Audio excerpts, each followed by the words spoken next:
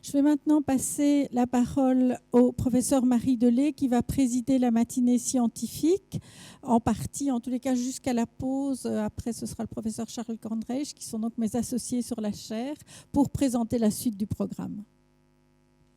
Merci Véronique. Alors, en effet, nous allons poursuivre cette matinée.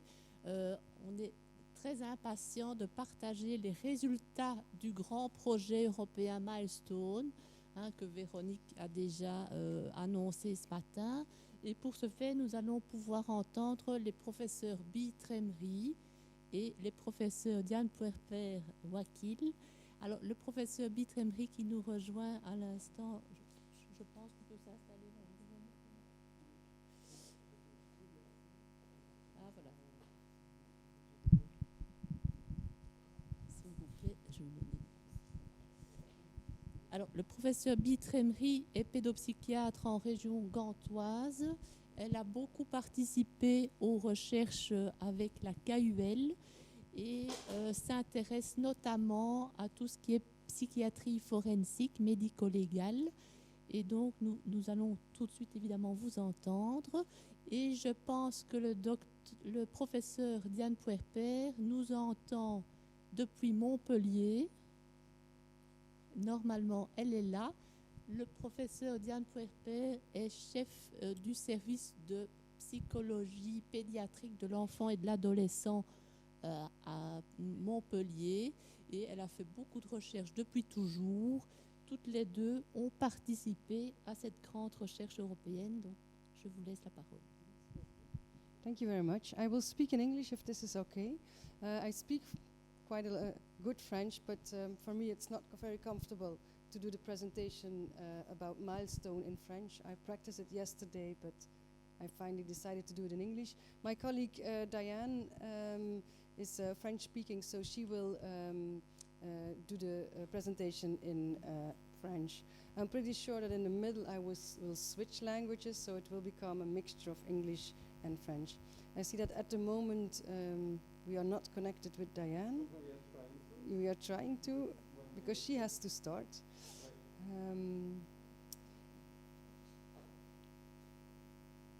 We were both the PIs of the Milestone project. She was responsible for France and I was responsible for Belgium.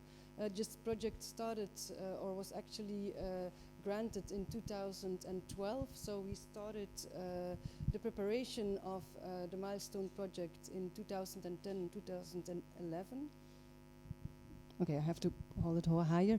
And in those days, transition was not a topic that was of interest. It's really strange, but for decennia we didn't realize that child and adolescent psychiatrists were trained until the age of 15 of our patients, and that adult psychiatrists are trained from the age of 21 to 24 and then continue their care. So there is actually a severe gap between 15 and 21 where a lot of knowledge, practice and other things are lacking. And as child and adolescent psychiatry developed from the 1980 years, one could expect that this gap would have been structured in training into the development of services, but actually for one reason or another in many countries, so not only in Belgium, we organized this gap for our patients. And this is what we are going to present today. I see that Diane is there. I don't know if she has now the microphone, because she will start with the introduction of the Milestone project. Écoutez, déjà, je suis très heureuse d'être là, même si j'aurais préféré être avec vous de façon moins virtuelle. Mais en tout cas, c'était un grand plaisir de présenter ces résultats du projet Milestone avec Bi Tremri, avec laquelle j'ai travaillé autour de ce projet plusieurs années, et en particulier dans le Work Package qui est consacré à tout ce qui est formation des professionnels de santé. Donc maintenant, sans plus attendre, je voudrais vous donner un petit peu de connaissances à propos du background finalement de l'étude, à partir de quoi elle est partie. Donc pour la diapo suivante, s'il vous plaît. Voilà, donc le temps que les choses voilà, se charge. Je pense que ce que je voulais vraiment souligner, c'est que le constat avant le démarrage du projet Milestone, c'était que dans tous les pays européens, finalement, qui ont été activement impliqués dans cette étude et probablement bien au-delà, il y a des difficultés dans la transition des adolescents et jeunes adultes entre les différents services. Donc, le premier constat qu'il faut faire, c'est cette problématique de discontinuité des services, alors que sur cette diapositive, que j'ai du mal à voir d'ailleurs, vous allez constater que finalement c'est à l'adolescence que arrivent les premiers symptômes évidemment des maladies émergentes de l'âge adulte, alors qu'il y a encore bien sûr des adolescents qui luttent avec des troubles du neurodéveloppement, qui trouvent à l'adolescence évidemment des situations de défis majeurs tels que l'autonomie et l'accession à une formation, à un devenir professionnel. Donc les problématiques de santé mentale concernent un nombre important d'adolescents. C'est le problème de santé, si on prend les troubles de santé mentale, c'est le problème de santé le plus prévalent dans cette tranche d'âge entre, on va dire, 15 et 30 ans. Pour la diapo suivante, s'il vous plaît. Oui, alors finalement, un petit peu de terminologie avant de rentrer dans le vif du sujet. On va parler, nous, dans ce projet-là, de transition, qui est ce processus de quitter finalement des soins en milieu psychiatrique. C'est quelque chose qui est un processus qui est en lien avec, bien sûr, les organisations des services en termes de jusqu'à quel âge ils vont prendre en charge. Évidemment, ces bordures de transition sont extrêmement variables entre les pays, entre les services. L'objectif d'une transition, c'est d'arriver à une continuité de soins si celle-ci est appropriée à l'état clinique du sujet. Il peut aussi évidemment s'agir ce qu'on appelle d'un arrêt concerté des soins. Et évidemment, ce processus de transition doit tenir compte de plusieurs points de vue qui sont celui de la jeune personne concernée, du parent et du clinicien. Ce processus de transition doit être distingué de ce qu'on appelle le transfert entre services, qui est simplement un changement de service et qui est juste là, pour le coup, c'est plutôt une action plutôt qu'un processus. Et ce transfert, évidemment, peut avoir lieu pendant une transition. Je vais vous expliquer ça à l'aide d'un petit exemple, diapositive suivante. Donc, par exemple, un adolescent de 17 ans qui est en train de préparer sa transition vers un service de psychiatrie d'adulte alors qu'il est déjà suivi en pédopsychiatrie. Pendant ce processus, il a une décompensation aiguë d'un épisode psychotique et il va être adressé à un service d'adulte, d'urgence ou psychiatrique d'adulte. Ça, c'est un transfert parce qu'il va être transféré vers une hospitalisation en psychiatrie de l'adulte et éventuellement à sa sortie de ce service, il va continuer à avoir son équipe antérieure de pédopsychiatrie puisque le processus de transition était encore en cours et n'était pas abouti.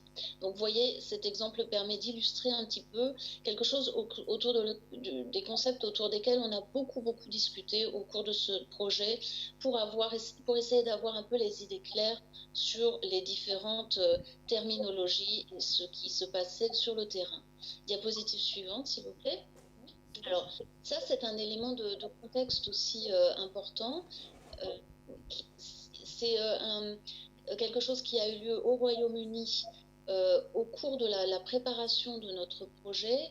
C'est une étude, en fait, une investigation qui a été menée par les services du Royaume-Uni suite à malheureusement un suicide d'un jeune au cours de cette période justement de transition, alors qu'il était tombé un peu dans le trou justement de la transition et que les services n'étaient pas correctement mis en place. Ça a donné lieu à toute une investigation qui a eu pas mal de retours aussi sur la presse au Royaume-Uni. Et les résultats de cette investigation, c'est qu'au fond, il y avait de façon assez générale une planification relativement faible de la transition, avec notamment une absence de période de soins coordonnés, communs, entre les services de pédopsychiatrie et de psychiatrie d'adultes, avec des difficultés de coordination entre les services. En ce qui concerne les services de psychiatrie de l'enfant et de l'adolescent, il y avait des incertitudes sur l'âge réel à partir duquel il fallait vraiment commencer à travailler la transition et à partir de quand elle devait être effective. Par exemple, des difficultés concernant l'âge de 18 ans, par exemple.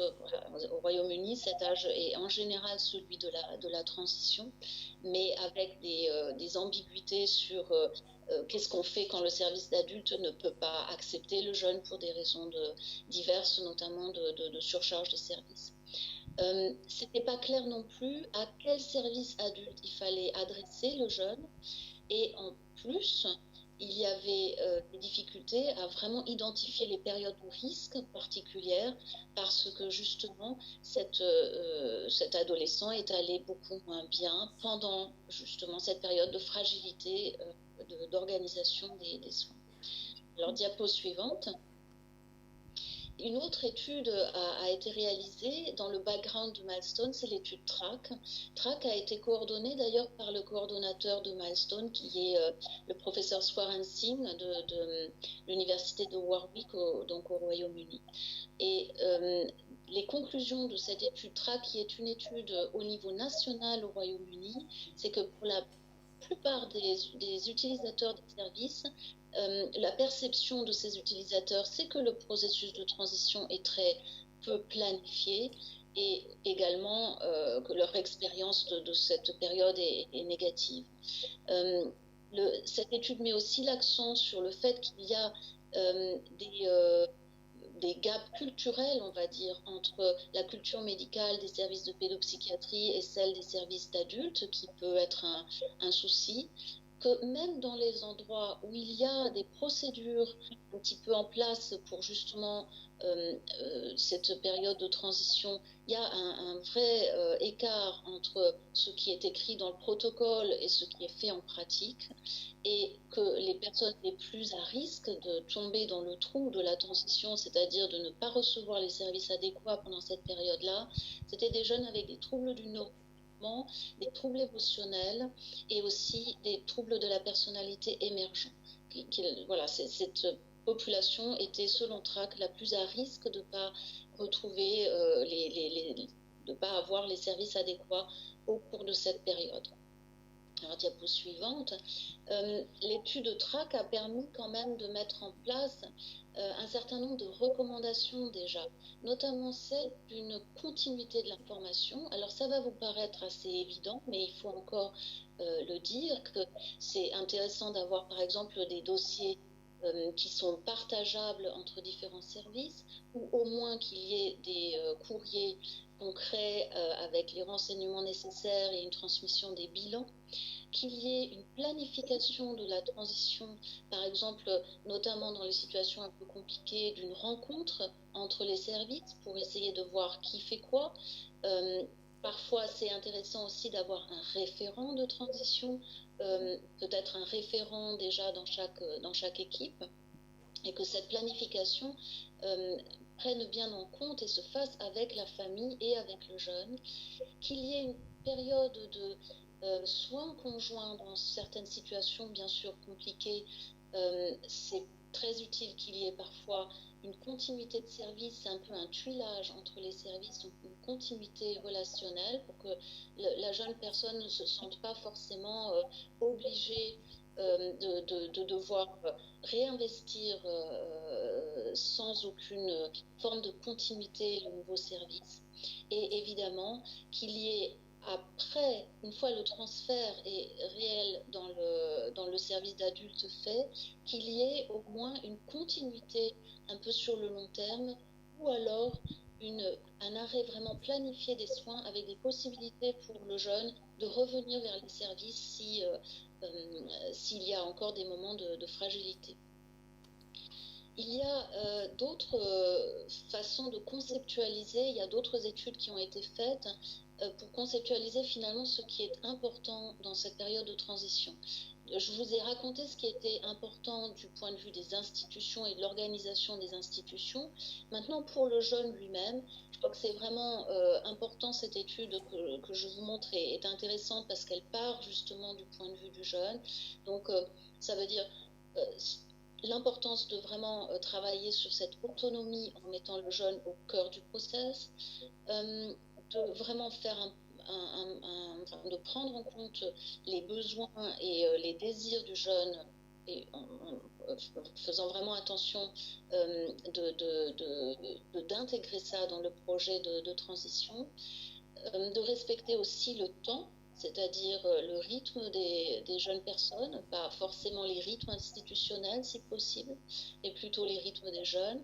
Bien sûr, l'information, le partage d'informations dont j'ai déjà parlé est un élément central pour éviter aussi que la personne n'ait à tout recommencer depuis le début, parce qu'on sait que pour les jeunes, c'est parfois difficile de se re-raconter depuis le début et de donner des informations sur, par exemple, leur enfance, voilà, leur scolarité en école primaire. Si on a les éléments, il vaut mieux les transmettre. Et évidemment que ce processus de transition se fasse avec une certaine aide, un certain support, et qu'il ne faut pas laisser évidemment le jeune dans la situation où il devrait contacter de façon complètement autonome les services d'adultes et notamment négocier le fait de pouvoir être accepté dans un service. Ça, c'est pas quelque chose que beaucoup de jeunes peuvent faire de façon autonome. Donc, il faut à la fois qu'il y ait un travail vers l'autonomie, mais suffisamment de soutien. Aussi du soutien pour que la jeune personne, que le jeune adulte puisse faire confiance dans la nouvelle équipe. Et parfois, les représentations des services de psychiatrie de l'enfant et de l'adolescent envers les services de psychiatrie d'adultes sont assez négatives. Et ça, c'est pas quelque chose qui peut aider la jeune personne à investir positivement le nouveau service. Donc, il faut travailler, je pense, aussi sur nos propres représentations. Donc, diapo suivante, s'il vous plaît. Voilà, donc maintenant, je passe la parole à Abby Tremont qui va vous expliquer l'étude de Milestone plus en détail, et ensuite nous allons également nous partager un petit peu sur à la fois le training, parce que notre work package a vraiment concerné la formation professionnelle, et voilà, après on fera une discussion tout à fait en commun. Thank you very much, Diane. I think you did very well without seeing the slides. So now I'm going to present or give you a bit more insight in the Milestone study. Maybe she can follow where I am now. Okay, you can take. Yeah. So why then did Milestone started in 2010, 2011, and how did we start it? It first started in a hotel where we all came together, just landed at the airport in Amsterdam, and we started discussing about how we were going to develop a study protocol for transition. And in the beginning it was very messy. We realized that everybody was talking about a topic, about a subject. Everybody was telling this is the most important thing. But there were actually so many things that we found out that were not actually well organized in this, for this patient group. So one of the issues where we discussed a lot about was, does every young people need a transition? Couldn't it be that at a certain level somebody started in child and adolescent psychiatry in their care trajectory, and then at a certain moment actually there was no need of treatment anymore, but we just continue without realizing what the need was. So that was a big topic. We realized we needed something to measure the psychiatric needs. What would be our outcome measurement? Because we know that a lot of psychiatric patients have chronic illnesses, and that their quality of life fluctuated during time. So it could have, if we take that as a measurement of outcome, maybe this was something concerning the disease and not concerning the transition process. So what does it cost if we're going to develop a certain model? What for kind of model will that be? And then quite quite often there was always this ethical discussion. When is the best age for transition? Is it 16 years? Is it 18 years? Is it when they change school and go to university or start working? What is actually the best thing what we can do? Who should participate in the transition process?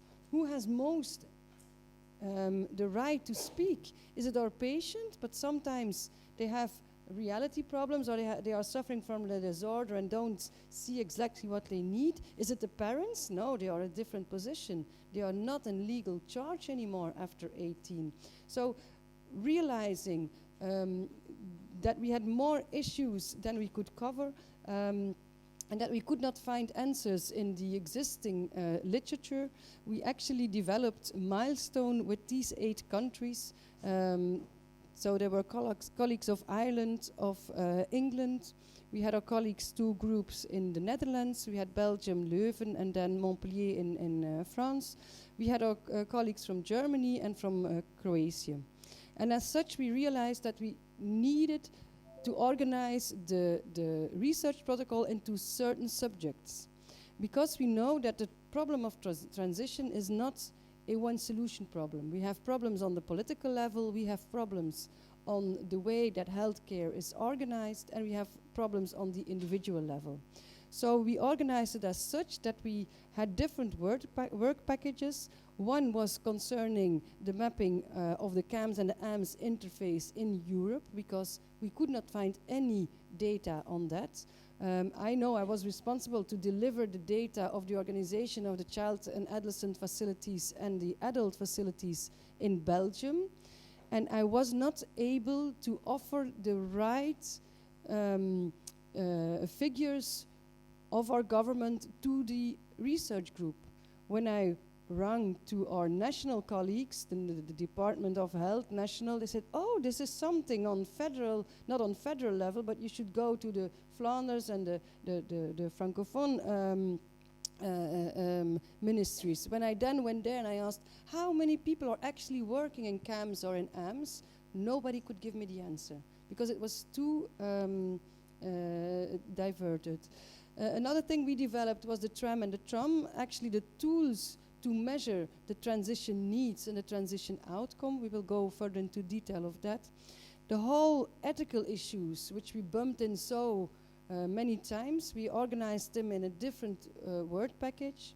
And then we had our trials. We had a prospective cohort of study, so overall we included more than 1,000 young people all over Europe, and they were divided into the prospective cohort study, which I will give more details later on, and in a trial managed transition protocol. So what we actually did, we developed a kind of protocol to optimize the transition of young people towards their adult facilities, or to organize the end of a care trajectory in child and adolescent psychiatry.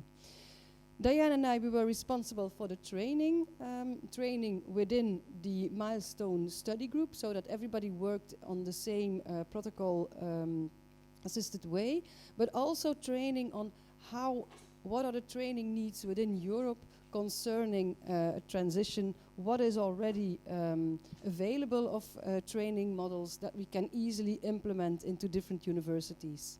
And then finally we also had the economic evaluation of the trial.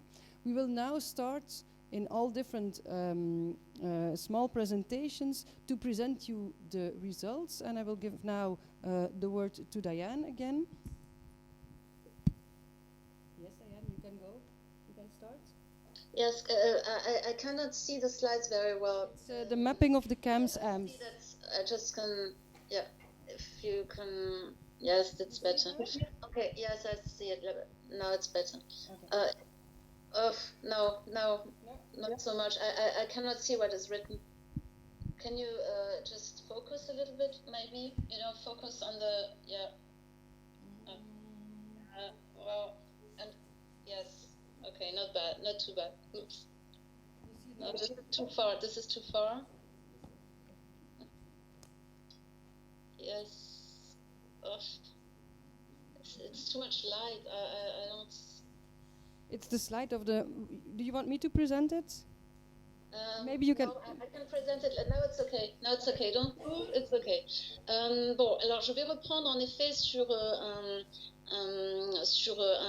des éléments qui ont été importants dans les premiers temps de ce projet Milestone, et notamment il a fallu qu'on essaye de comprendre comment la psychiatrie de l'enfant et de l'adolescent était organisée en Europe, pour savoir à peu près de quoi on partait comme situation et quelles étaient les éventuelles disparités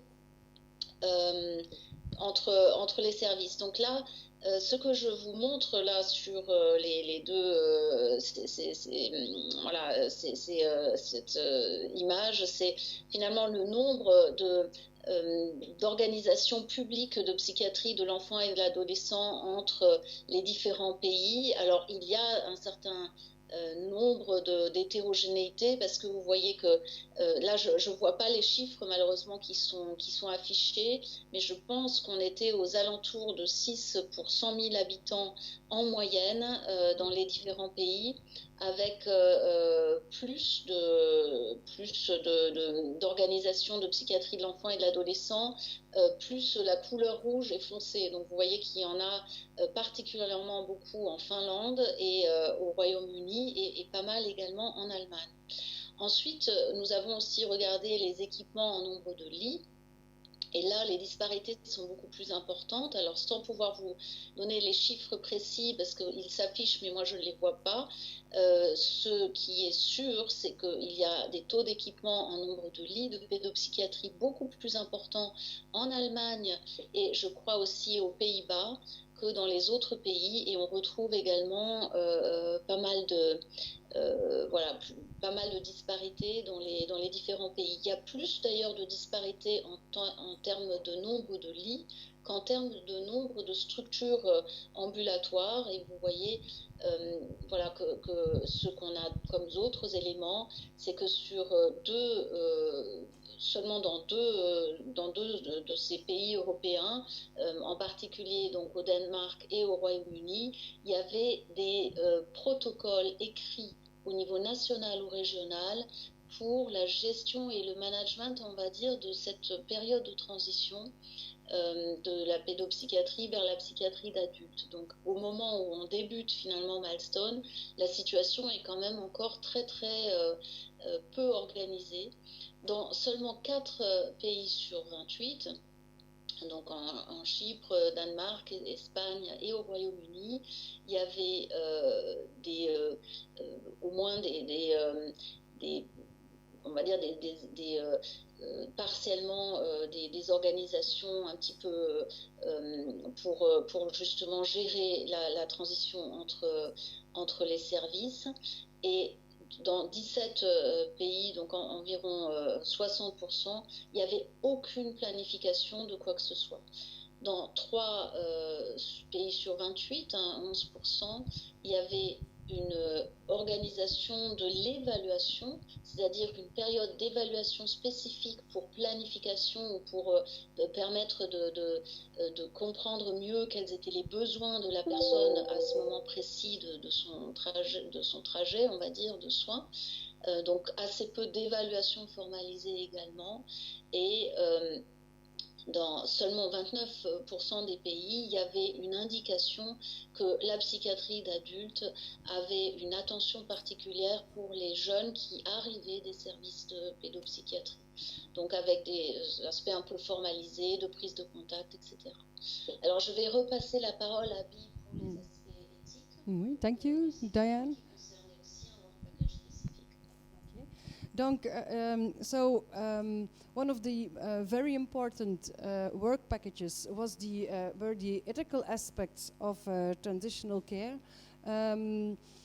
First of all, we thought we are going to look into literature and we will find some good guidelines that we can use in order to implement into our study design, so that from the ethical aspects we have at least some direction to go. We did a systematic review on that topic, but actually the outcome was very poor.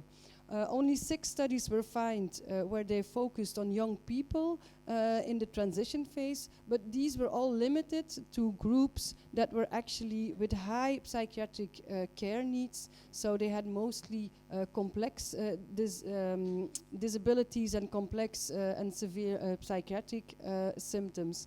But we actually missed the moderate and the mild, the young people with moderate and mild care needs. Then on the ethical and legal aspect, we actually could not find good guidelines. We could not find any argument whether we should start transition at 16 years, at 18 years, or at 20 years. We could not find any good guidelines how much in advance you should actually start planning this transition. We could not find any good guidelines when was the best time to start transition. Do you do it in an acute phase of a psychiatric disorder, for example, at the moment that they are admitted, as we gave the example, in an adult service, in an inpatient service, or do you actually organize your transition at a moment where the need for care is actually low? Would that result in more dropout? Because at that moment when you don't have a need for care, will you then be willing to invest and put your energy into a transition phase? These were all questions that actually remained open. So we organized ourselves and we started by developing focus groups. We invited young people. We had 111 participants in Croatia, Ireland, and the UK. And we actually held focus groups on these central themes. And one theme was, what about the stigma? Yeah, what do we do? Is that something that we have to take care of when we develop our research project? Who can be involved in the project? Can we contact your parents? These were all important things to ask. And then also this topic of autonomy. Who will be the decision maker? And what will enable you or actually have negative influence on a successful transition? We must say that these focus groups were actually a very important resource of information for the rest of the study. It gave us insight on all the topics that we professionals kept on discussing on and on and on about, and it were actually the young people and their parents and former young people who were in child and adolescent psychiatric care but were now grown-ups. They actually advised us, and that gave us a lot of very important information. Based on their information, we developed the Ethics of Transitioning questionnaire, which we then included in the project. Another part that was very important of this ethical group was that we had our young advisors. Our young advisors were the whole time with us at each meeting of the Milestone project. So for example, in the beginning, when we started developing our research protocol, the whole time we had 3 young people sitting with us in the room and giving us advice which direction we should go. To me, in the beginning, I thought, what can I expect from them? How will they be able to inform us, we, the professionals? But actually, it helped us a lot. Sometimes you arrived in these academic discussions, and then you suddenly had young people who raised their hands and said, I'm sorry, this sounds very interesting and very difficult, but actually it doesn't help us at all. Go back to what is important. Delivering good care, making continuation of care feasible, and so they actually, each time we were too high in the sky, they brought us back to reality, and they helped us to focus on what was important. But they did even more than that. They were actually able to, or they actually developed a lot of tools for Milestone. I'm now going to try to show one, and I hope I have sound for this one. I'm a bit afraid. No sound. Okay, it's very sad. Everybody can look it up at YouTube. It's the transition by the Milestone Young Advisors. If you just put in that word on YouTube, you will see different kind of movies that they actually made for us. So they try to explain from their point of view what were the big issues for them concerning transition. And this is one film, it's about 9 minutes, where with a draw they explain how they experienced their transition and what were the main problems.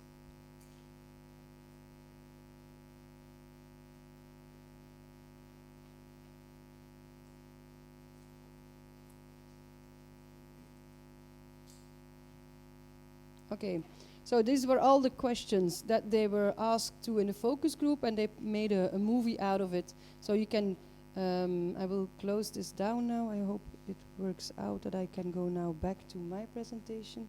Yeah, is this my presentation? Okay, so actually this offered a lot of insight, but what we do now is we use these videos to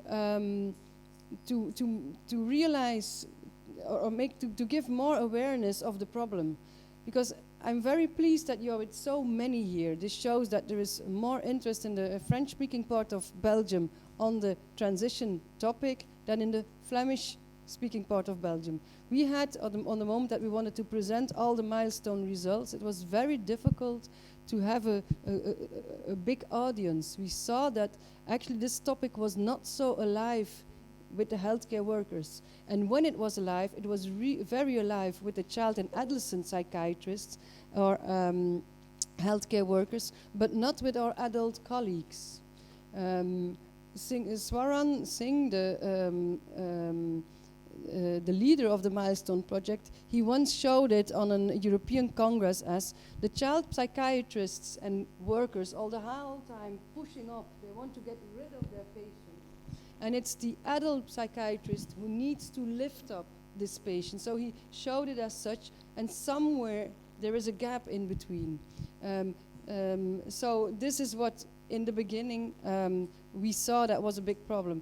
I see now, and I would like to thank the Baudouin Stichting for that, by giving funding to this topic, by putting it onto the agenda of a lot of services. We see now that, for example, also government and our ministers, they really are working on this topic, and everybody is more and more aware that there is a gap and that we should solve it. The young advisors, they show us the way in how to develop a systematic into our healthcare system. And now I give the word back to Diane, who is going to start with our VP. Yes, Diane? Oh, it's frozen, the image. She looks a bit...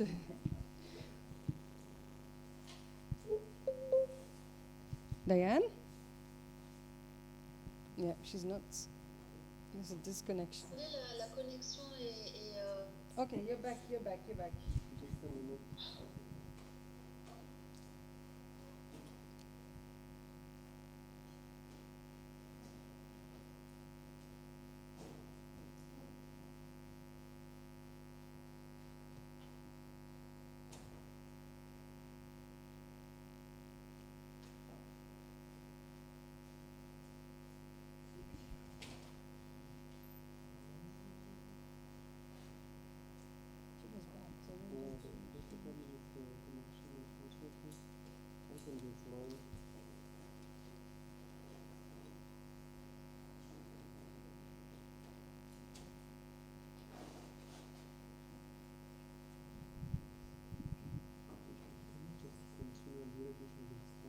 Oh, but this is her. Okay. I will present now the part that Diane actually did during the milestone study, so it feels like I'm taking her honor away. But in order to find out what was the situation on training,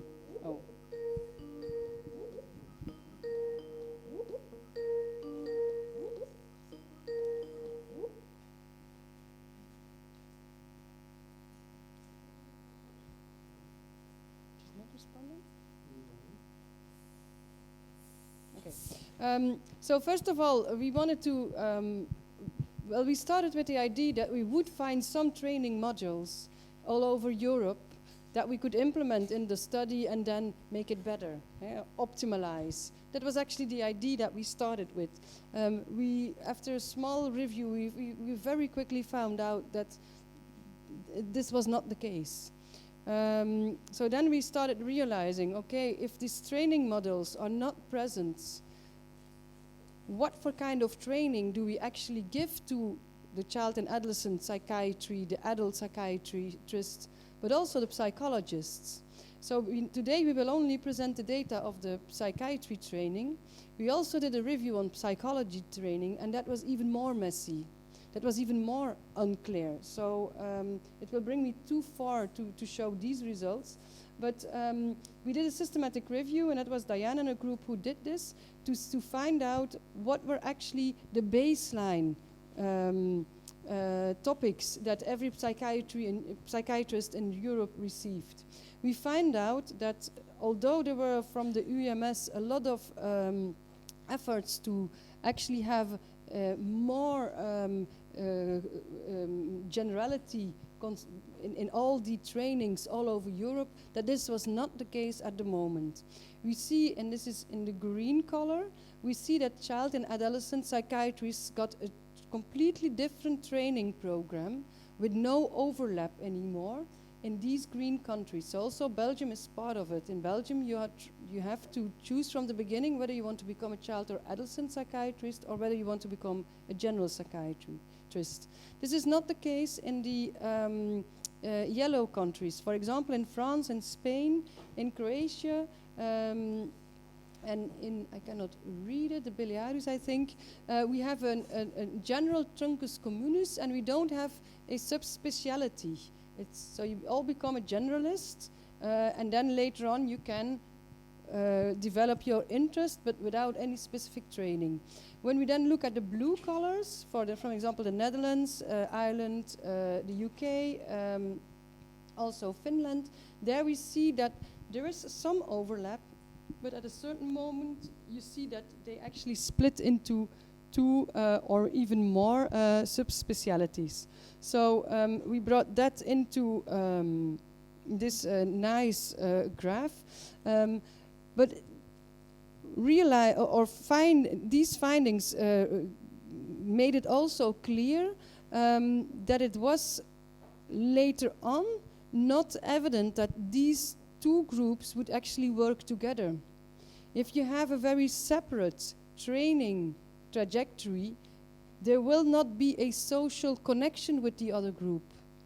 You will not know who is your adult psychiatrist, in my case, a colleague. I know in the years that I had my training, all my young colleagues who were together with me, but I had never contact with my adult psychiatry colleagues, which means that I don't know how they are educated, and that there is a lot of knowledge that is actually gone, and you also don't have this social connection.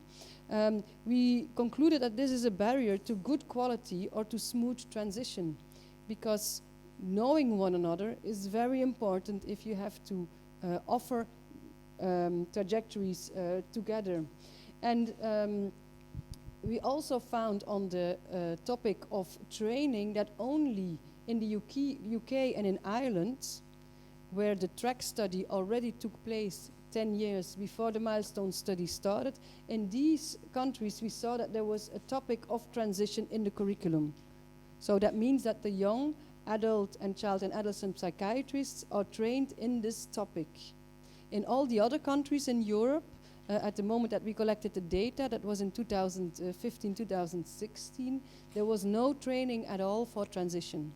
When we realized that in psychiatry it takes about 2 decades for new results to be implemented in the practical day-to-day work, this is actually a very, how do you say it, a very annoying finding, because it means that it will take quite a lot of time before the new generation of child and adolescent psychiatrists will be informed. The next step that we did was we contacted, and that is my part, that is a Belgian group who did this with Gaël Hendricks as my PhD student who had the lead in all of this. We did an EFPT study. What we actually did is we contacted the EFPT, it's the European Federation of the Psychiatric Trainees, and we had a questionnaire for every country concerning a lot of topics on training and on transition. So we had 1 or sometimes 2 to 3 persons for each country, but we were able to reach 36 of the 40 European countries. So we had quite information about a lot of countries. They had to indicate whether they were going to become a child and adolescent psychiatrist, whether they would be an adult psychiatrist, or whether they would become a general psychiatrist. And then some said that it was something in between and they didn't know exactly where they actually had to place themselves. We see that there are more child and adolescent psychiatrists who are actually in the EFPT participating than adult psychiatrists. But if you count the general psychiatrists who mostly also develop into an adult psychiatrist together, then we have more adult psychiatrists in our population. The first question we had was, what is your basic knowledge on adolescent psychiatry and psychopathology, as we could not find this in our review. And so they had to mark what for kind of subjects they were actually trained in on a theoretical level. We see here that the blue one, 16% of these adult psychiatrists indicate that they have a basic knowledge on the specificity of adolescent psychiatry, the development of diseases, for example, if they were, what is the best treatment. So this normal standard guidelines in a psychiatric disorder. If we then look for the child and adolescent psychiatrists, they say 61% are trained, and then the general psychiatrists, they say that 1/3 almost have got training in adolescent psychiatry. Very strange, but 64% of the adult psychiatrists, 23% of the child and adolescent psychiatrists, and 30% of the general psychiatrists do not know whether they have basic knowledge. So this means that they don't feel certain or that they don't recognize it as such that it was being given in their training. When we then look at how many of them, because that was also one of the questions in the questionnaire, who actually treats adolescents, who treats young people between 16 and 26 years old, we see that 63% of the trainees actually treat young people. This indicates that a lot of our young colleagues give treatment without being properly trained in this group of pathology. I must say that this was for us a very astonishing finding, and it indicates that training, even on the basic level, is necessary. Secondly, we started introducing the topic in our questionnaire of transition, and we asked them who is interested. And you see, and this is the blue bars here, that the interest is very high. And when we ask how much knowledge do you have, we see that the curve shuffles to the left, that more than half say that there is non-existent knowledge, poor to moderate. So we see that it's not because they're not willing or that they are not interested in this topic. We see that actually the training is not offered at the moment. So we went more into detail. Who got specific theoretical training? We know already from our review that this was only given in the UK and in Ireland on a systematic way, but we had our hope that maybe within a university who has this individual program for his trainees, maybe this subject would at least come more often into the training. We found out that this was not the case. Only in 12%, 6%, and 5% of the psychiatrists in training this was the case.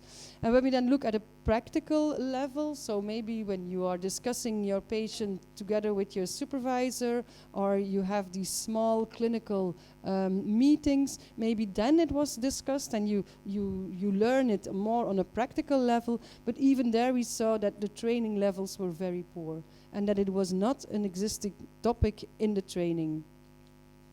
We also asked them, if we would develop a training, what would be your topic of interest? And here comes the influence of our young advisors.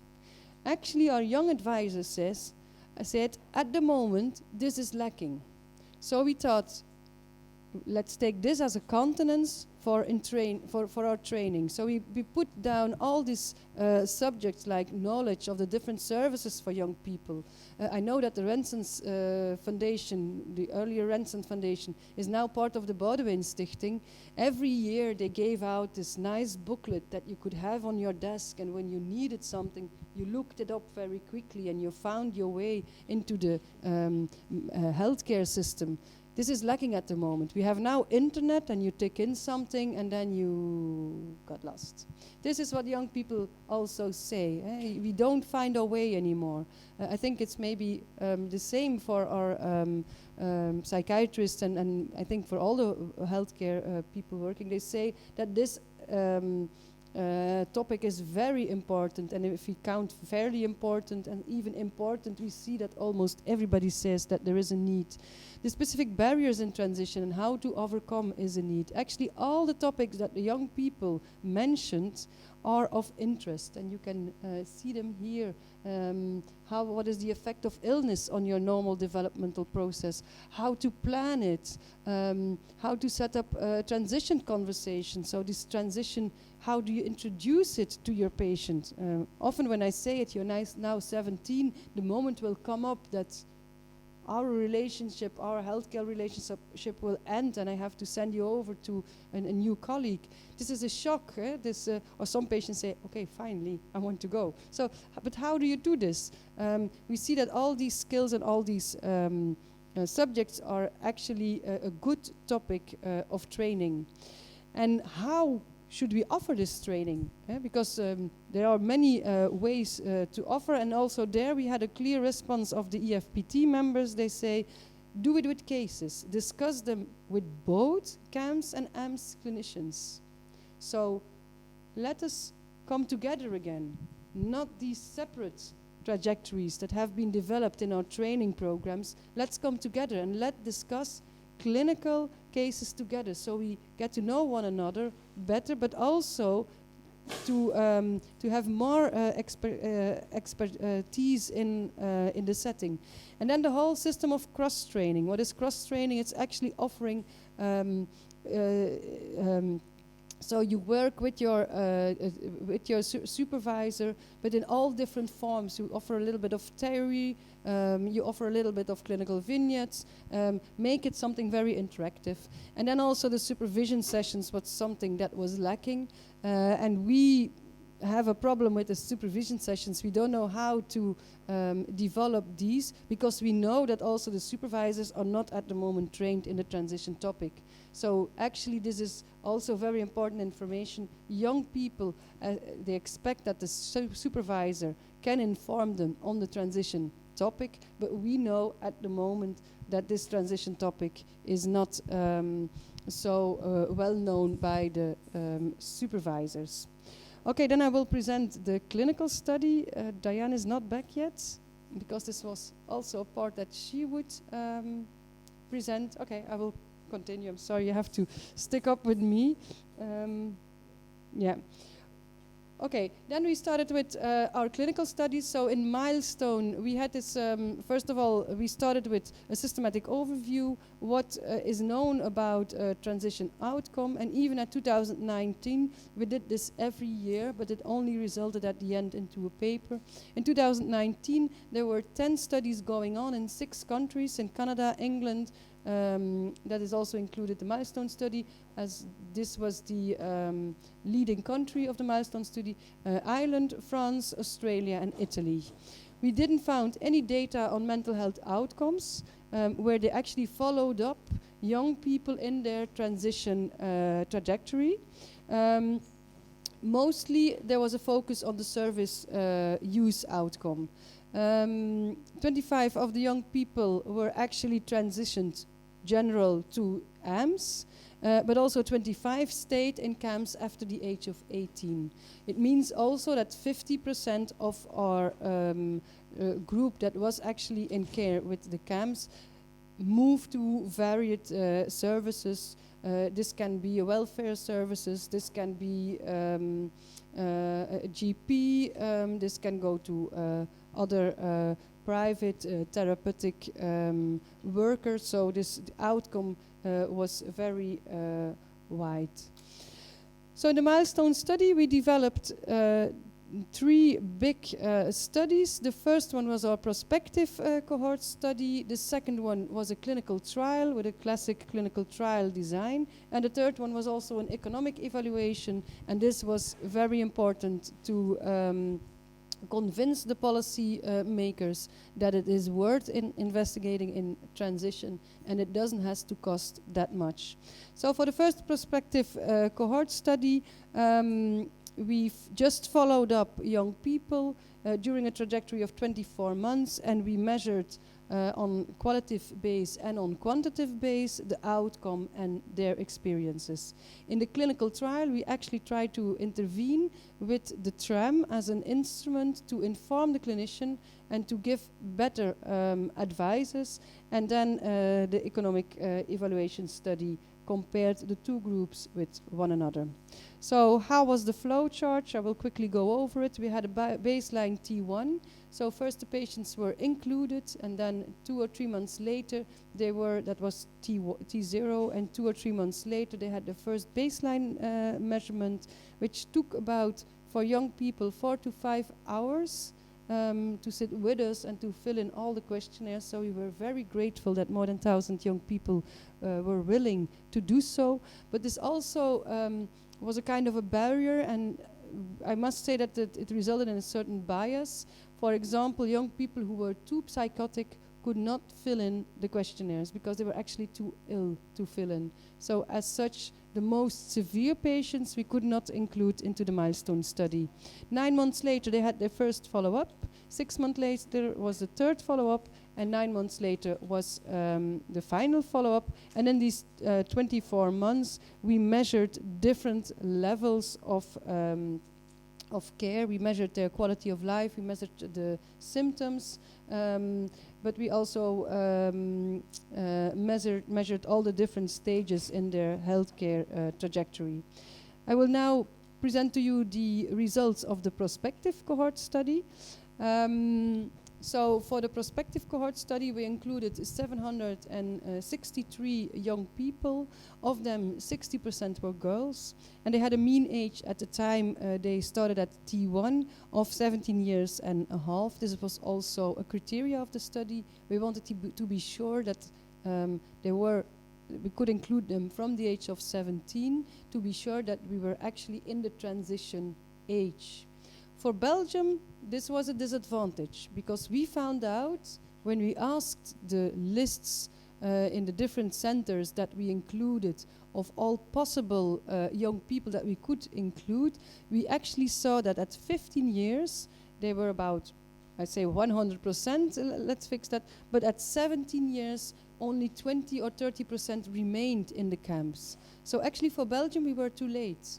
If we want to do research on transition, we should include a group at the age of 15 and find out what happens between 15 and 18, because we already lose them before the age of 18. Here you see all the different kind of disorders that were included. We were never selective towards a certain pathology.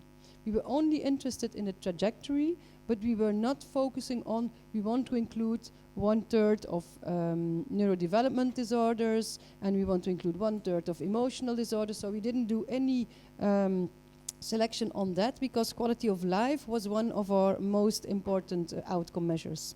Here you can see the clinical symptomatology of our patients. You can see that 45%, it's the orange, can I focus? Yes, this one, were young people who were under a clinical threshold. How should you interpret that? For example, at 15 you developed severe anorexia nervosa with a depression, you are treated. At 17 years and a half, you still take your antidepressive medication, you have a follow-up session every 2 weeks with your psychologist, but actually you function well. And this is a very difficult group.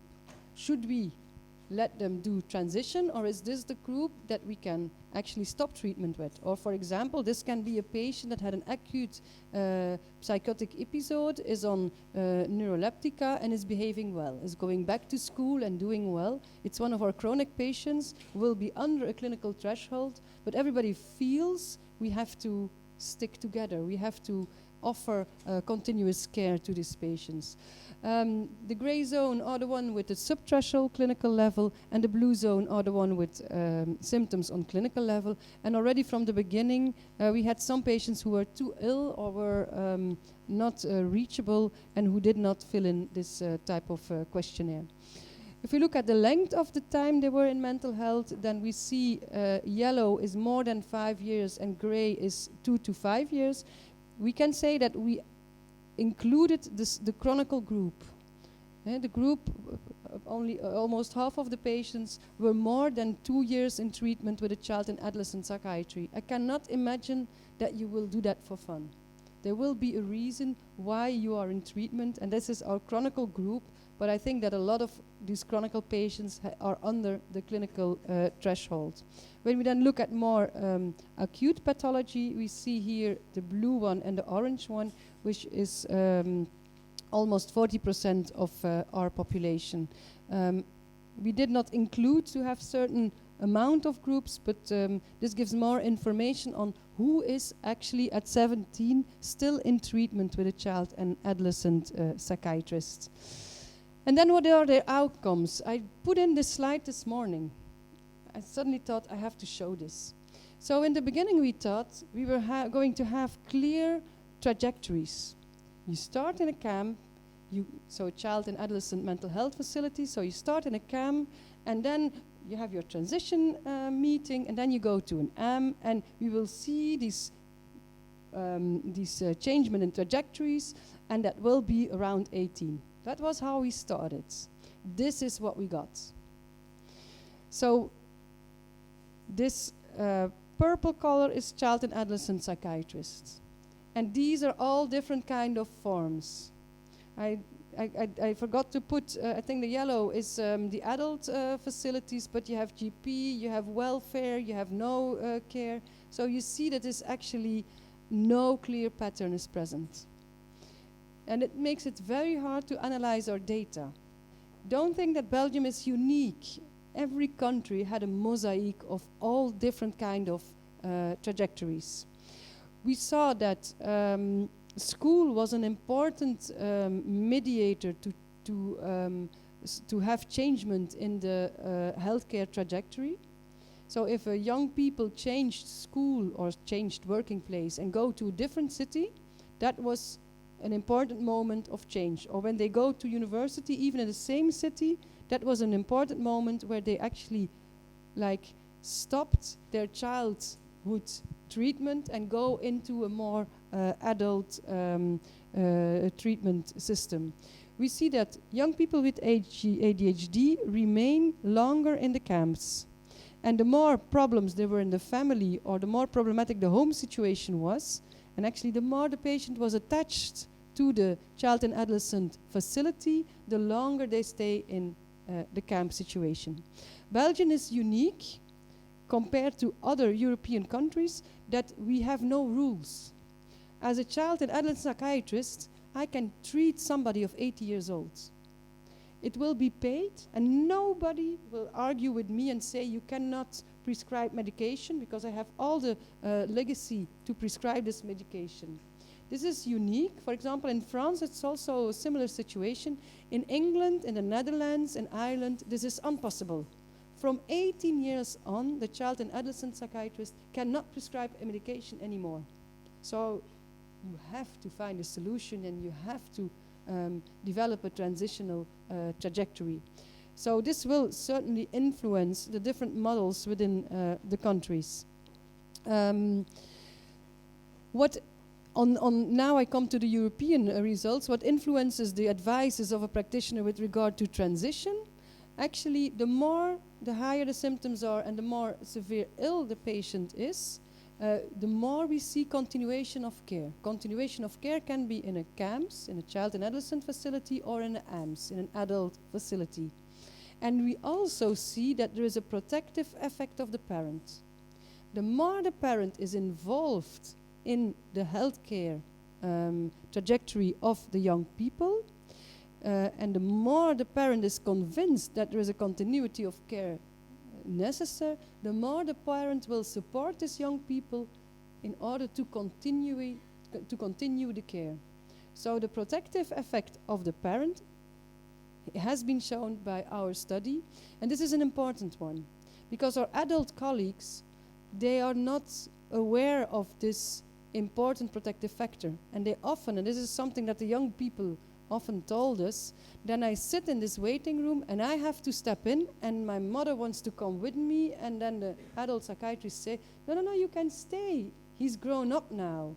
But actually he feels too weak to tell his personal illness story by himself. So this is something young people gave us as a recommendation. We saw of our group that 70% of the young people, based on the clinical opinion of the clinician, needed a continuation of care. So the group that we selected was not a group that was really ready, that could continue without care. And of that care, 40% of the care should be in an adult mental health facility. That was the recommendation the clinician gave. When we look over the different months, we see most of them started in a child and adolescent facility. Some already made the transfer. This could be based on kind of symptomatology. For example, in Belgium, it's often when psychotic symptoms are present, we see they easily go to an adult service system. Or for example, when eating disorders are present in Belgium, or at least in the part of Flanders, this is mostly organized by our adult psychiatric colleagues. So we see that there the shift goes, for this group, goes more smoothly. Then at 9 and 15 months, we see that still some remain, but we see gradual that the healthcare trajectory is not anymore in the child and adult facilities. Although we know that 70% need continuation of care, we see that the young people that actually arrive in our adult mental health facilities are rather low. The big group loses connection, loses continuation of care. Who is still, for example, this is already a sub-analysis that has been done. We are not ready with the analysis for the T4, but this is at T2 and T3. We see that when young people are more severe ill, based on the opinion of a clinician, they have more chances to be in a continuation of a care trajectory, and emotional disorders have more chance of continuation than the others. So for one reason or another, an adolescent with emotional problems is at risk to drop out of the system. We don't know why. This is something that needs further investigation. We have some hypotheses. We think that an adolescent is actually more socially accepted with emotional problems. It's the time where they develop their personality, where they have a lot of life changes, and the hormones gives these emotional fluency. So maybe this could be a reason. We don't know why. We see that the young people who agree with the continuation of care, that they are also have more chance to be in treatment than our young people who say, I don't need this care anymore. The question is then, is it actually true that they don't need care anymore, or is it a form of autonomy that they take, and will this result in a lower quality of life? I will show you immediately. So only 55% of the young people who were, based on the opinion of the clinician, that they need continuation of care, were still in a healthcare trajectory, and 26 of them, of this group of 55, were already arrived in AMS.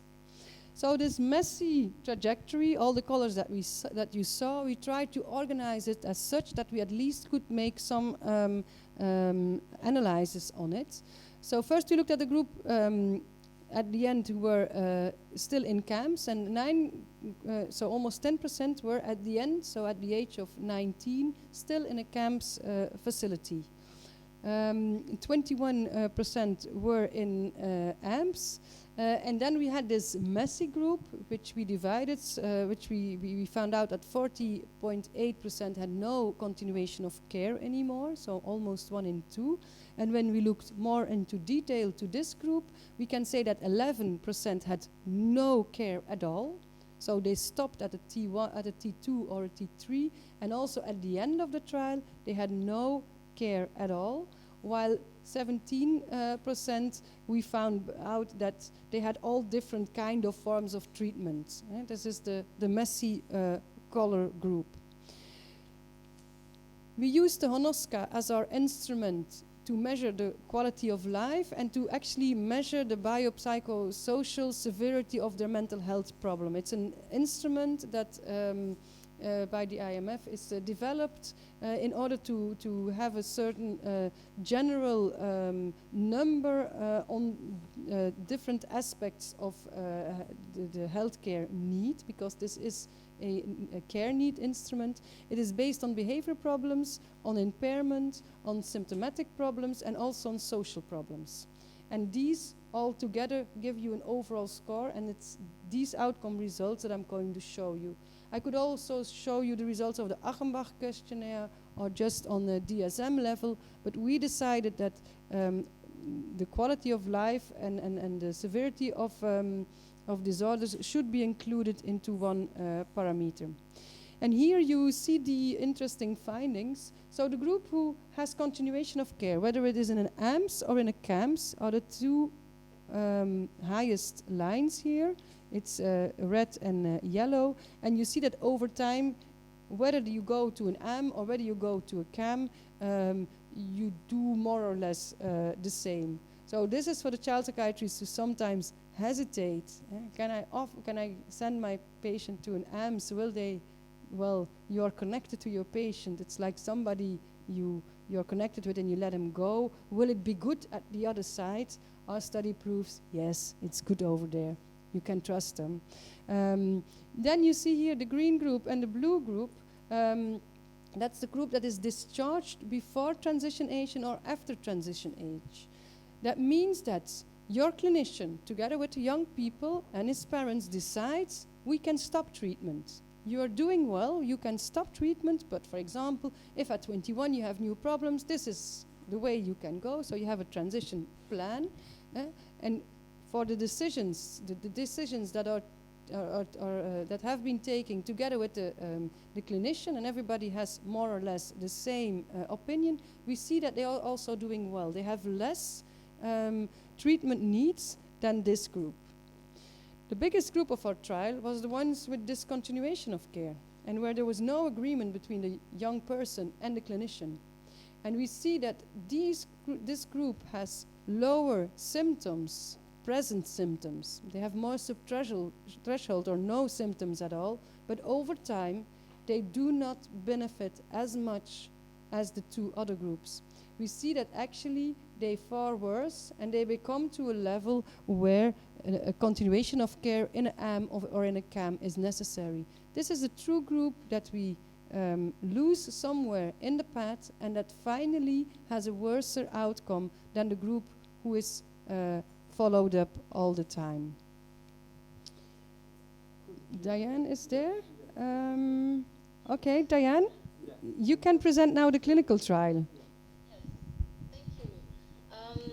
Maintenant, on va parler justement de la partie randomisée, de l'essai clinique randomisé par cluster, qui a comparé finalement des groupes et plus exactement en fait des services qui ont mis en place la transition managée versus des services qui avaient des soins usuels. Donc, sur la diapositive suivante, je vais vous montrer le modèle de la transition managée selon Milestone, qui comprend évidemment cette évaluation à l'origine, à plusieurs niveaux, avec plusieurs sources d'informations, toujours le jeune, le clinicien et aussi la famille, les parents ou les référents de premier, ceux qui étaient vraiment dans la vie quotidienne, et qui connaissaient le mieux la personne. Cette évaluation, notamment par le TRAM, cette Transition Readiness and Appropriateness Measure, qui est vraiment l'outil central de la transition managée, était retournée donc aux cliniciens. Et à partir de la prise de connaissance du contenu de trame et évidemment d'autres éléments d'information qui étaient transmis, il y avait du coup une discussion sur le processus de transition avec la famille, avec le jeune, avec plusieurs possibilités, bien sûr l'adressage à un service de psychiatrie d'adulte, mais aussi le retour vers le médecin généraliste, mais aussi la transition vers des services, par exemple, médico-sociaux ou de type équivalent, ou des services communautaires. Et dans l'idée de pouvoir évidemment avoir une action sur le score ONOSCA, qui était ce qui était la variable d'efficacité principale de cette étude. Maintenant, je vais vous présenter un peu plus en détail l'outil finalement TRAM, c'est-à-dire cet outil d'évaluation pluri-informant qui est fait avant d'engager le processus de transition et qui est un outil d'aide à la décision.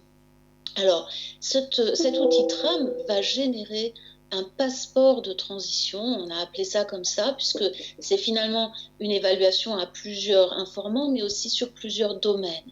On a regroupé ces différents domaines sur la base de critères cliniques, finalement, et les différentes sous-échelles de TRAM avaient été construites de façon un peu différente, soit en score Likert, soit en score continu, par exemple. Alors, il y avait un premier set d'évaluation qui concernait les symptômes, et qui étaient, donc le jeune pouvait soit auto-évaluer, ça c'était toutes les barres oranges que vous voyez sur ce graphique, soit vous aviez une évaluation des difficultés par le clinicien ici en bleu, et sinon une évaluation par le parent ou la personne qui était en charge du jeune. Alors, vous voyez que ça, c'est un vrai exemple d'un de nos sujets.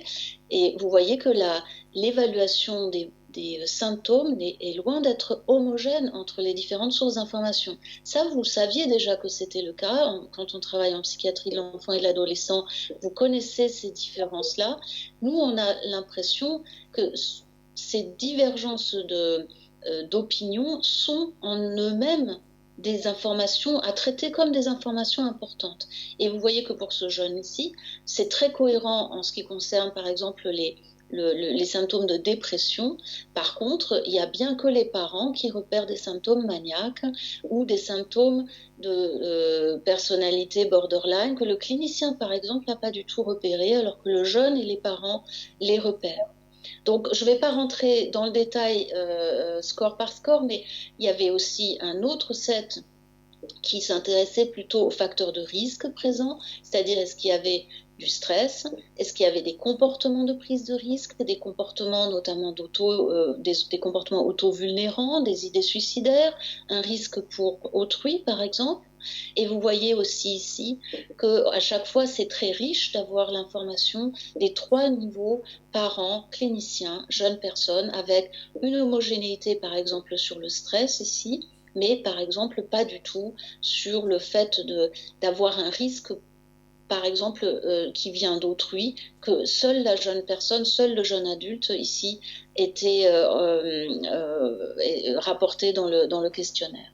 On va passer à la diapositive suivante. Ça, c'est plus les domaines dans lesquels il y a du retentissement lié aux symptômes. Ça aussi, c'est très intéressant parce que là encore, les jeunes personnes et les cliniciens et les parents ne donnent pas du tout les mêmes types d'informations. Vous voyez qu'ici, le clinicien, finalement, évalue probablement assez différemment le retentissement dans les différents domaines de vie, et pour cause, parce que c'est pas lui, il n'a pas forcément une représentation très très complète de ce qui se passe, par exemple, en termes d'autonomie, en termes de prise de responsabilité, en termes de relations sociales. Et vous voyez que ici, par exemple, si on prend l'exemple des relations sociales, c'est bien la jeune personne qui témoigne d'un retentissement très fort dans ce domaine-là, alors que ni les parents ni les cliniciens sont au même niveau. Alors, diapositive suivante. Ensuite, il y a un autre set d'évaluation qui est plus sur les éléments fonctionnels qui sont à travailler dans la perspective de la transition elle-même. Par exemple, est-ce que le jeune a une compréhension de ses difficultés? Est-ce qu'il connaît les services et est-ce qu'il sait les utiliser? Quelle est sa motivation pour avoir recours aux soins? Quelle est sa compliance par rapport à un traitement médicamenteux? Est-ce que la famille, quel est le genre d'investissement de la famille dans les soins? Voilà, tous ces, sans rentrer dans le détail, tous ces domaines qu'on a essayé d'évaluer. Alors, pour revenir un petit peu sur le design de l'étude, on avait 13 clusters, c'est-à-dire en fait 13 unités de soins qui avaient du coup participé en fait je vois plus du tout la répartition. Non, pardon. Il y avait donc le complémentaire, donc il y avait une intervention active de Milestone et les autres étaient dans le groupe contrôle. Au total sur 8 pays, 38 clusters au total et 793 personnes dans le groupe participant à cette étude randomisée. Alors je ne reviens pas sur le TRAM, on a vu ça en détail. TRAM était vraiment un outil d'aide à la décision, notamment pour se représenter un peu mieux les besoins de continuité de traitement en psychiatrie d'adultes ou vers d'autres services. Et TROM, c'est un instrument qui a été passé une fois que la transition a été effectuée, ou en tout cas dans le design de l'étude, au bout d'un certain temps de suivi. Et en effet, c'est un outil de suivi pour les jeunes adultes qui finalement s'intéressent à la qualité de la transition et aux différentes modifications à la fois des symptômes et du niveau fonctionnel au cours de cette période. Donc maintenant, venons aux résultats principaux de l'étude contrôlée. Donc sur le score ONOSCA, les deux groupes ont une amélioration significative entre l'évaluation initiale et l'évaluation terminale à 15 mois. À 15 mois, il y avait une différence significative dans les deux groupes, notamment dans le groupe qui reçoit la transition managée, les scores d'ONOSCA se sont améliorés de façon plus importante. Cette différence était significative, mais quand même numériquement relativement petite. Quand on a regardé de près, cette amélioration concernait surtout le groupe intermédiaire, c'est-à-dire de façon intéressante, le groupe dont Bi vous a montré tout à l'heure, qui était un peu, c'est pas les enfants et les jeunes qui avaient les difficultés les plus importantes, qui ont été impactés par la transition managée, mais ceux qui étaient un peu dans des situations intermédiaires. En plus, ce qu'on a eu aussi comme résultat, c'est que les scores d'ONOSCA se sont plus rapidement améliorés dans le groupe qui avait une transition managée. Donc ça, c'était quand même aussi assez encourageant. Maintenant, sur le plan, sur la diapositive suivante, vous allez voir aussi que, en termes d'économie de la santé, l'intervention elle-même de transition managée est une intervention très peu coûteuse, puisqu'on était entre 23 € et un peu plus de 100 €, 111 € par jeune personne par rapport aux autres coûts de soins, on va dire.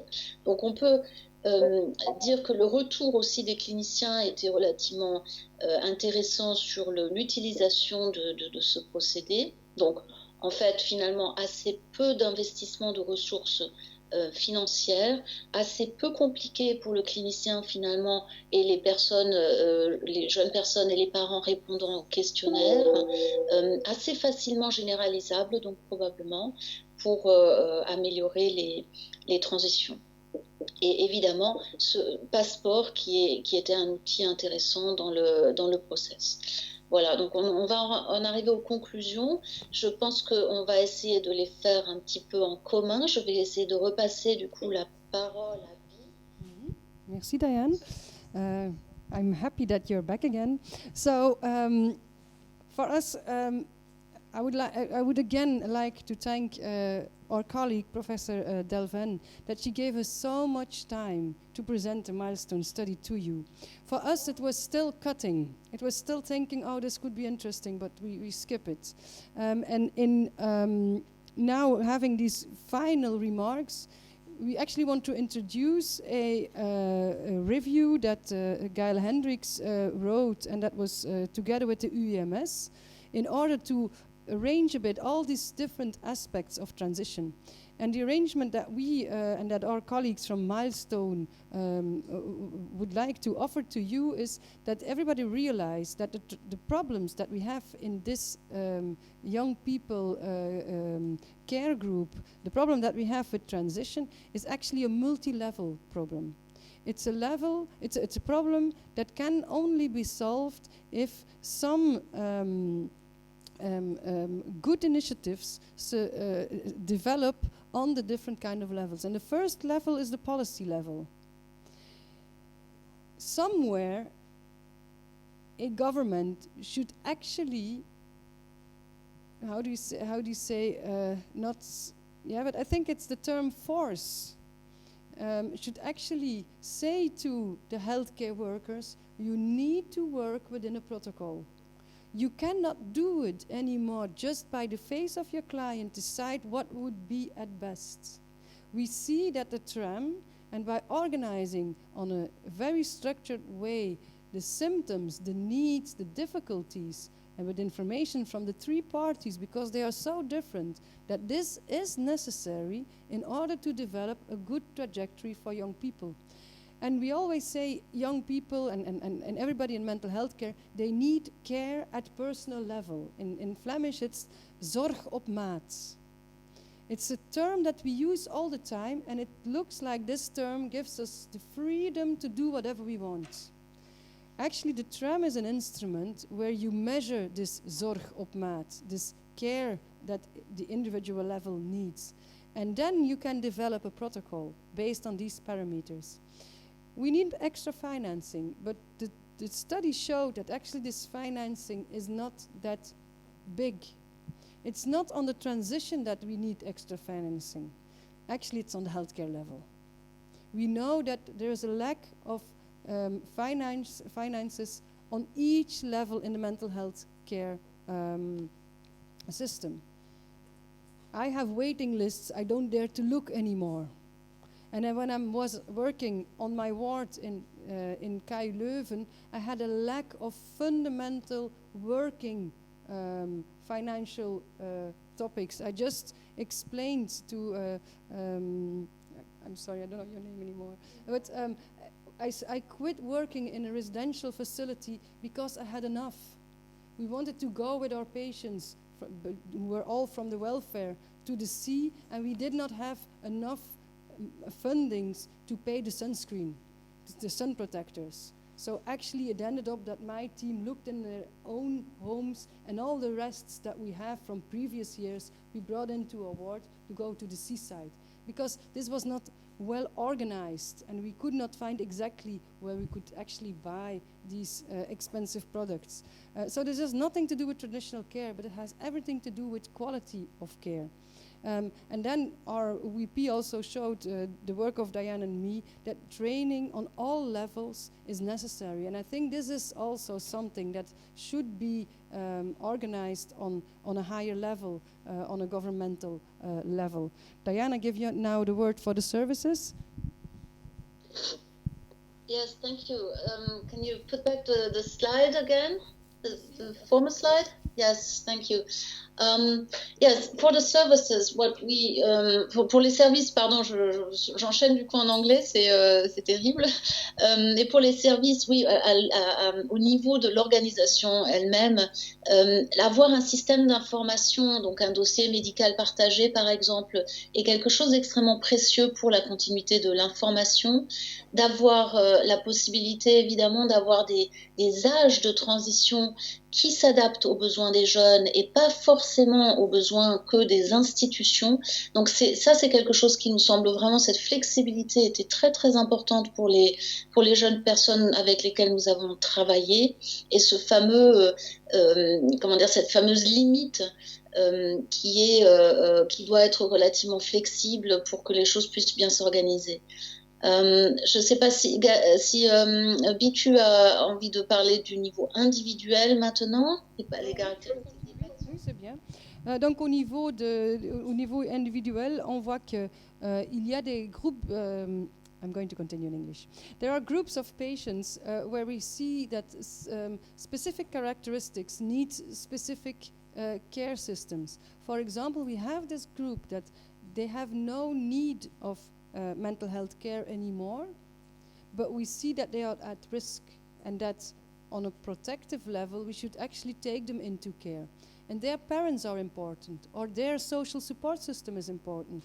That demands that on the level of the healthcare worker, we are capable, or we are open to actually invite the system and not the patient anymore. For example, based on this trial, I have now some 17 or 18-year-old patients who I don't see in my office. I only see the parents, but I have a continuation of medication. It's illegal. I mean, I cannot treat a patient without seeing him, but I know that these parents have enough influence to keep the care going on. And then sometimes I see my patient, but more often I don't see him. It's another way of developing your work or offering care, but actually it keeps them into the system. If I would say, okay, the patient will not come to me anymore, I stop my care, then you have more problems. On the policy level, this is something to think about. We see that different kind of pathology, like the neurobiological development disorder, ADHD and autism, have more difficulties in going over to AMS, and also the group who have subthreshold symptoms. They have committed 2 suicide attempts. We know that there is a personality in development, there's a personality disorder in development, and then you want to let them go to an AMS facility, and when you do so, you receive a phone call. Why did you transfer this patient to me? I have no symptoms. He has no hulpvraag, no question of need. Why do you send it over? Well, because I'm concerned. This is not measurable, but it's something that for these concerned patients, we see that when we lose them, they have a poor outcome. It's something to think about. Especially when your young people agrees to do the transition. When he goes to this adult colleague and he comes back to you, this adult colleague did say that I didn't need any care anymore. Why do you say so? Then, yeah, because I have a certain concern. So I think these are all things that we should discuss with one another.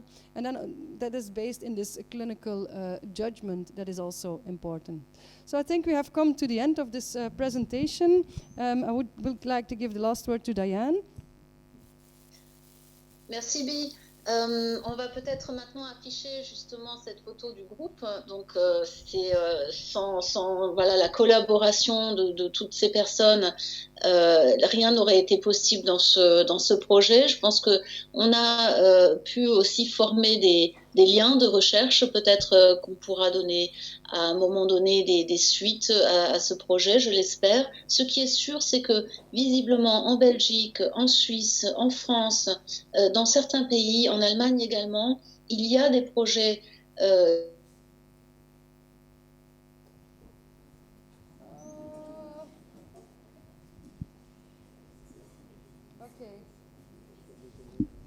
I think the last words Diane wanted to say is that we see that the awareness is growing, and that it's nice that, for example, we present our results now in many countries, that this interest is growing, and we hope that this will actually solve the problem more easily, and that it will not take 2 decades for our results to be implemented.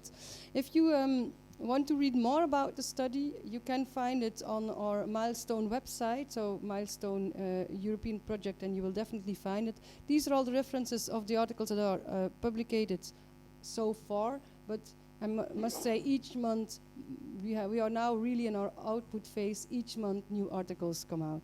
I thank you very much for your attention. It was a long session with some difficulties, but it was very nice to see how everybody was focused. So if you have questions, shoot.